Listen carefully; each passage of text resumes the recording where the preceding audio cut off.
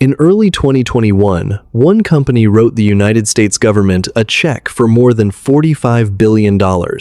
Not for land, not for factories, not for one single object you could photograph or touch. For air, Verizon paid that staggering sum for permission to use a thin band of invisible radio frequencies. And it walked away thinking it got a deal. That entire auction season raised over $81 billion. $81 billion for slices of nothing. Welcome to the strangest asset on Earth. You cannot see it, hold it, or store it in a warehouse. Nobody manufactures it. Nobody can ever make more of it. And a license to use one narrow slice of it can be worth more than every building, every tower, and every truck the company that owns it holds. All added together. This is the economics of owning radio spectrum, the invisible property the entire modern world runs on. Every phone call, every text, every time your phone loads a video on the move, it is riding through a piece of the sky that somebody owns. And the list of who owns it is shorter than you would ever guess. By the end of this video, you will understand why a piece of nothing sells for billions, why only one seller on the planet is allowed to sell it to you, why the United States military is quietly one of the largest landlords of the airwaves, and why owning spectrum has more in common with owning a stretch of beachfront that can never be built again than with owning any ordinary business. Stay to the end, because the most valuable spectrum in the country is currently sitting in hands that are not using it, and that fight is about to reshape who owns the sky. What you are actually buying. Start with the thing itself, because it is hard to believe you can own it. Radio spectrum is the range of frequencies that carry wireless signals. Your phone, your radio, your Wi-Fi, your garage door, a satellite, an aircraft, all of them talk by sending energy across specific frequencies. Picture a vast, invisible highway in the air, divided into lanes. Each lane is a band of frequency. If two people blast signals in the same lane in the same place, they jam each other into useless noise. So the lanes have to be owned, or at least controlled.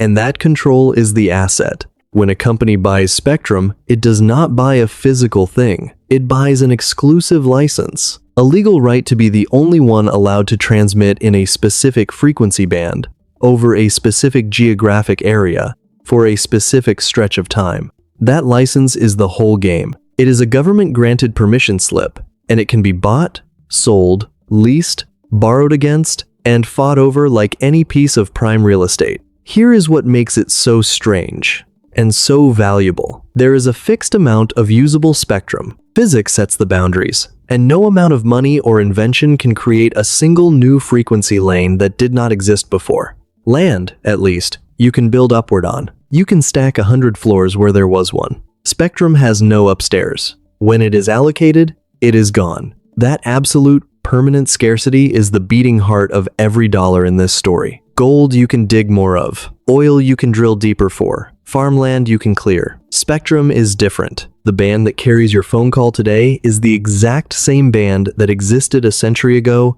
and will exist a century from now, and there will never be 1 hertz more of it. Scarcity like that does not exist anywhere else in the physical economy, and demand for it never stops climbing. Every new phone, every smartwatch, every connected car, every video streamed on a train pulls harder on the same finite supply. Fixed supply. Explosive demand. If you wanted to design the perfect asset, you might draw exactly that. The only seller in the world. Now, the part that turns spectrum from a physics lesson into a fortune. You cannot just claim a frequency. You have to buy the right from the one entity allowed to grant it. In the United States, that entity is the Federal Communications Commission, the FCC. Washington asserts that the airwaves belong to the public, and the FCC hands out the exclusive licenses to use them. For decades, it gave them away, by hearings, by lottery, by favor. Then, in the 1990s, it started doing the thing that created this entire market. It began selling them at auction. Those auctions are among the largest single transfers of money into the United States Treasury that most people have never heard of. Companies show up and bid, round after round,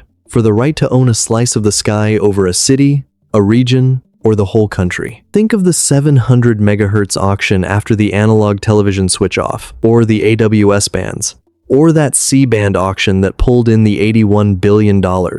Each one a frenzy of the biggest telecom names on Earth fighting over invisible property. And think about what that means for the owner. There is exactly one legitimate source of new spectrum, and it is the government. And the government releases it slowly, deliberately, in carefully rationed slices. So the supply is not just physically fixed, it is politically controlled, drip-fed by a single regulator into a market of desperate buyers.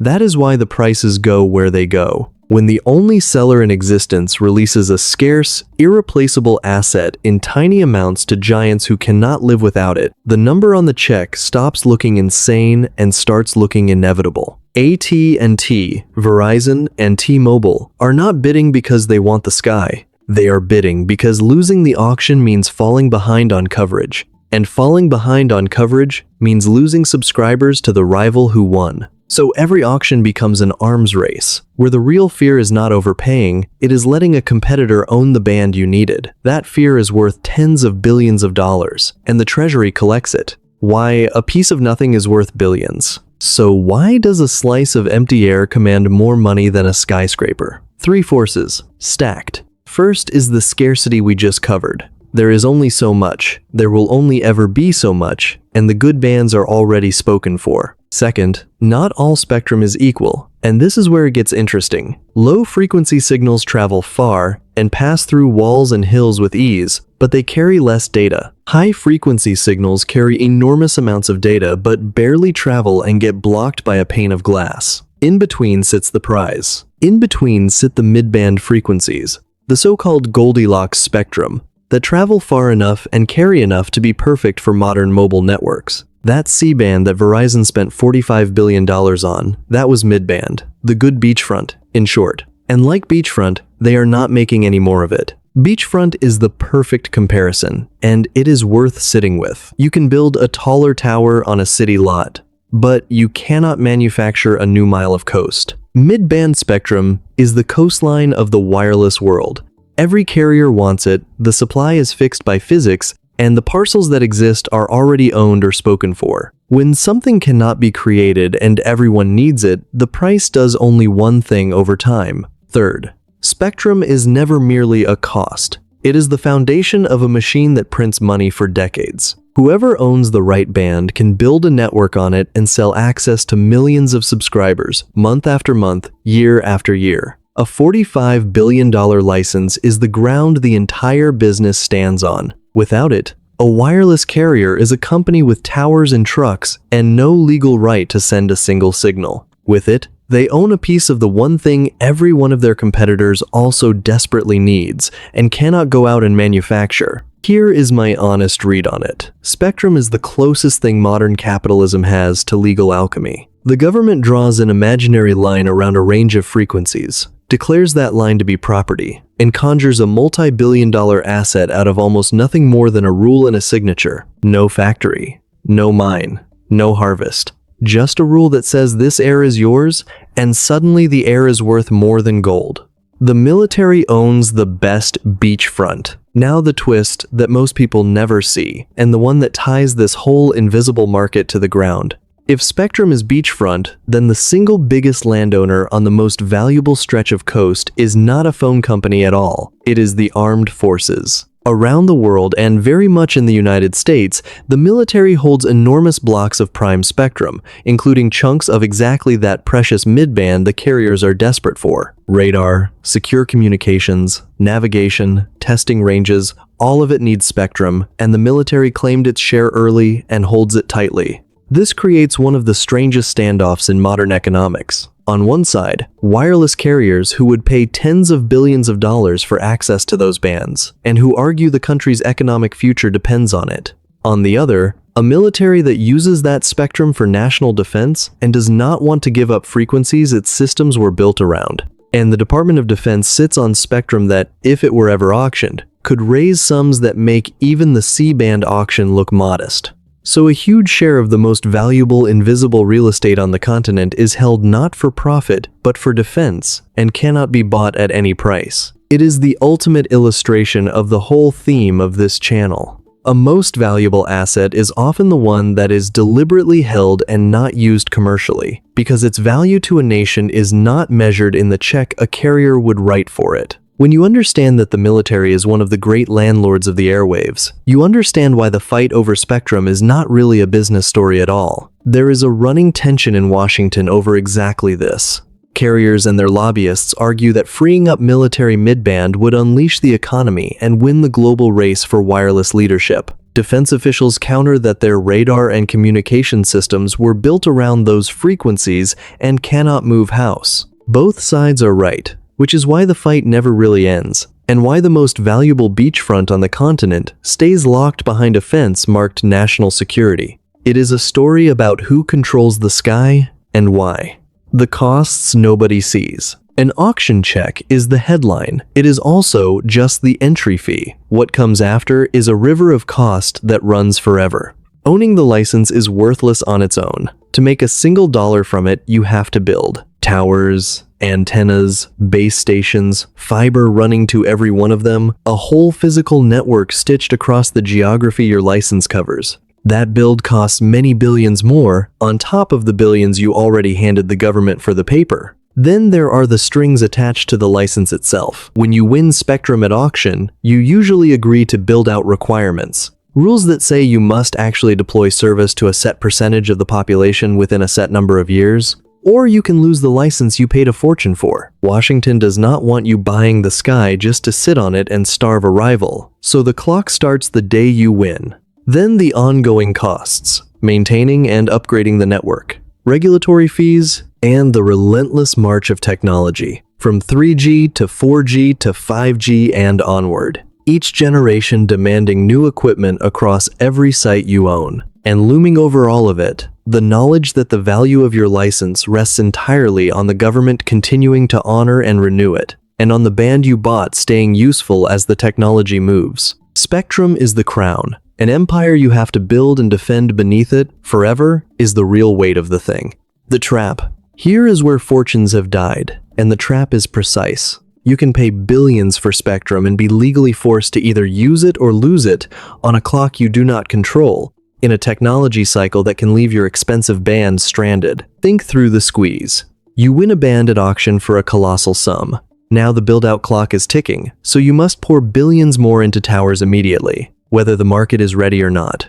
If you build too slowly, you forfeit the license and the fortune you paid for it. If you build too fast into a band that technology then bypasses, you have laid an expensive network on frequencies the world moves away from. And your whole investment leans on political decisions, on the FCC, on interference rules, on what the neighboring bands are allowed to do, none of which you control. A wireless graveyard is full of companies that bet on the wrong slice of sky. NextWave famously won billions in spectrum in the late 1990s, could not pay, and collapsed into a legal war with the FCC that dragged through the courts for years. LightSquared, later Ligado, built a plan on a band that sat next to the frequencies used by GPS. And when regulators and the GPS industry raised interference alarms, the entire multi-billion-dollar venture was strangled, and its founders' fund took one of the great losses in hedge fund history. Owning spectrum is a bet that a specific slice of invisible property will still be valuable, still be usable, and still be yours, years after you signed away a fortune for it. Get that bet wrong, and the most valuable asset on Earth becomes the most expensive lesson. And the cruelty is that you often cannot tell in advance which band will win. The frequencies that looked like the future can be leapfrogged. The neighboring band you assumed was safe can suddenly host a service that interferes with yours. Billions can ride on a technical fight most of the public never even hears about, decided in an FCC docket, years after you signed the check. How the sky got fenced? To understand why any of this is possible, go back to a disaster. For the first years of radio, the air was a free-for-all. Anyone could transmit on any frequency, and they did. And the result was chaos. Amateur operators, commercial stations, and ships all shouting over each other on the same frequencies, jamming one another into noise. A turning point came in 1912, with the sinking of the Titanic. In the aftermath, The confusion of the airwaves during the disaster, with amateur signals reportedly cluttering the emergency traffic, helped push the United States to pass the Radio Act of 1912, the first serious federal move to require licenses and bring order to the spectrum. From there, the fence went up, piece by piece. A Radio Act of 1927 and then the Communications Act of 1934 established the principle that would create every fortune in this story. Airwaves belong to the public, and a federal body, eventually the FCC, would decide who is allowed to use them. In that single idea, the government turned the open sky into a set of fenced parcels it alone could hand out. Everything since, the lotteries, the auctions, the $81 billion paydays, flows from that decision to treat a piece of physics as a piece of property. A century ago, the air was free and useless with noise. Now it is fenced, deeded, and sold for more than land. It is one of the purest examples of value being invented by law rather than discovered in nature. Nobody added anything to the sky. The frequencies were always there. All that changed was a decision, written into an act of Congress, that these invisible ranges could be owned. From that one stroke of the pen came an entire industry, $100 billion of auction revenue, and some of the largest companies on Earth. How the smart money plays it. So how do the winners actually win in a game this expensive and this treacherous? A few hard disciplines separate them. They buy the right band, not just any band. Smart owners understand the physics cold, and they chase the mid-band beachfront that balances reach and capacity, because owning the wrong frequencies is the same as owning desert. They match their spectrum to where the technology is going, not where it has been. They plan the build before they bid. An auction price is only the down payment. So the disciplined players model the full cost of deploying a network across the license area before they ever raise a paddle, and they walk away when the total number stops working. No matter how badly they want the band, they hold for the long game. Spectrum rewards patience. Its value compounds as demand for data climbs relentlessly. So the strongest owners treat a band as a decades-long foundation, not a trade, and they defend their renewals and their interference protections with armies of lawyers. And the shrewdest of all understand that the license is a monopoly asset. Once you own an exclusive band across a region, no competitor can conjure a rival one. So they treat it like the irreplaceable beachfront it is. They build on it. They lease unused portions to others, and they never ever let the build-out clock catch them. The verdict. So can you make money owning radio spectrum? Yes, and it can be one of the most powerful assets in all of business, but only for players operating on a scale that makes the word large sound small. Picture the good outcome. You are a major carrier. You won a mid-band license across the country for tens of billions. You built out fast enough to satisfy the FCC, and now every one of the tens of millions of phones in your coverage rides on frequencies only you are allowed to use. Every monthly bill, in part, is rent on your slice of the sky. Demand for data climbs every year. Your irreplaceable band gets more valuable every year, and no rival can ever manufacture a copy of what you hold. That is close to the perfect business. A government-protected monopoly on a piece of physics the whole world needs. Now the other outcome. You bet a fortune on a band, the build-out clock beat you, or the technology shifted, or an interference fight next door poisoned your frequencies, and the most valuable asset on Earth turned into a multi-billion-dollar anchor that dragged your whole company under, the way it dragged down NextWave and Ligado. Same invisible property. What separates a monopoly from a catastrophe is whether you understood, before you signed, that you were not buying a business at all. You were buying a bet on a slice of the sky. Stand outside tonight and look up. That air above you looks empty.